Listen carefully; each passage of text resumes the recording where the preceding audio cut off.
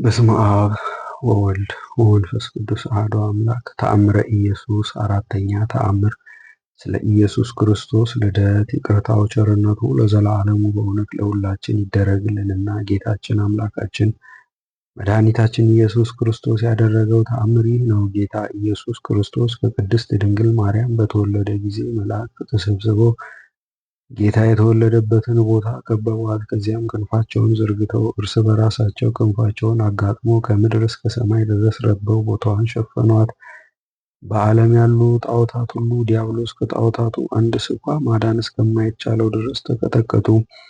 በዚህም ጊዜ ሰይጣናት ወደ አለቃቸው ወደ ዲያብሎስ ተሰበሰቡና ጌታችን ሆይ ኃይላችንን ቀጥቅጦ ያጠፋ በስልጣናችን ላይ ችግር የፈጠረ ማን ነው? እሱ በዓለም የተወለደ ብለው ጠየቁት። ዲያብሎስም ከፍርሃቱ የተነሳ እየተንቀጠቀጠ ስለተወለደው ዓለምን ዞሬ ነገሩን መርምሬ ውጤቱን እስካመጣላችሁ ድረስ ጥቂት ታገሱኝ፣ ከኔ የሚሰወር ነገር የለምና አላቸው። በዚያም ጊዜ ያ ዲያብሎስ ወደ ላይ ወደ አየር ወጣ። ከዚያም ከመሬት በታች ካለው አዘቅት ወረደ። ዳግመኛም የተወለደውን የጌታ ኢየሱስ ክርስቶስን ምስጢረ ልደት ይመረምር ዘንድ ዓለምን በሙሉ ዞረ። ነገር ግን ሊያውቅ አልቻለም።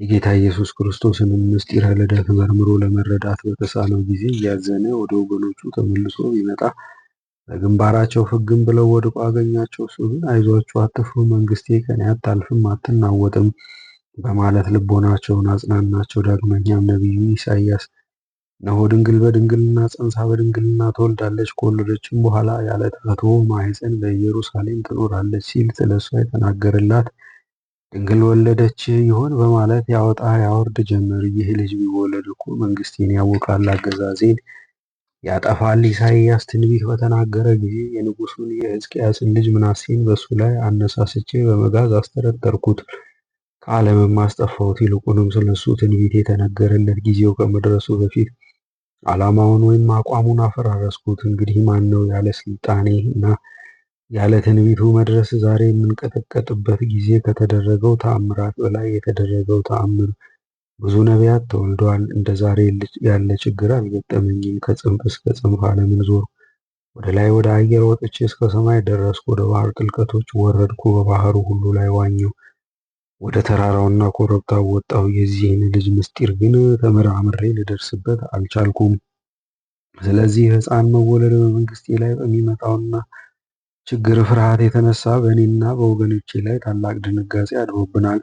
ከእግዚአብሔር ጋር የተነጋገረ በግብፅ 10ን ታላቅ ተአምራት ያደረገ የኤርትራን ባህር በበትሩ የከፈለ ፈርዖንንም ከነ ሰራዊቱ ያሰጠመ ሙሴ በተወለደ ጊዜ ይህን የመሰለ ችግር አልገጠመኝምና ይህን የመሰለ ታላላቅ ተአምራት ማድረግ ቢችልም ከግብፅ ከወጣ በኋላ ከፍርሃት የተነሳ አንበርክኬዋለሁ። ይልቁንም እስራኤልን ከግብፃውያን አገዛዝ ነፃ ባወጣቸው ጊዜ በጎዳናቸው ጣዖት እንዲያመልኩ አድርጌያለሁ።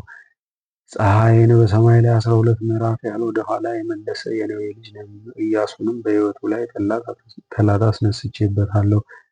ለአምላኩ ቀናኢ የሆነና 3 ዓመት ከ6 ወር ዝናብ እንዳይዘንብ የሰማይን በር በስልጣኑ ዘጋ። ነቢዩ ኤልያስንም ንግሥት ኤልዛቤልንና ንጉሡ አክዓብን በጠላትነት አስነስቼበት ሊገድሉት ተዘጋጅተው ነበር። እሱ ግን ሸሽቶ አመለጠ። ዳሩ ግን እግዚአብሔር ፈጥኖ ወደ እርሱ ባያሳርገው ኖሮ በዚህ ዓለም እንዲገድሉት ባደረግሁት ነበር። በባቢሎን አገረ ገዥ የነበረ ነቢዩ ዳንኤልንም በቂሮስ ዘመነ መንግስት በአንበሳ ጉድጓድ እንዲጣል አድርጌዋለሁ።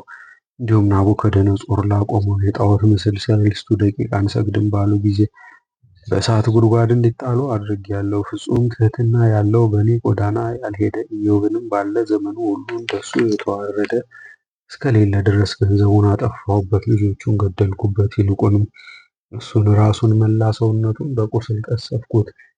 በዚህም እኔ ስለተፈታተንኩትና እሱም ስለተፈታተነኝ የተጋድሎ ዜና በዓለም ሁሉ ተሰምቶ ሲነገር ይኖራል።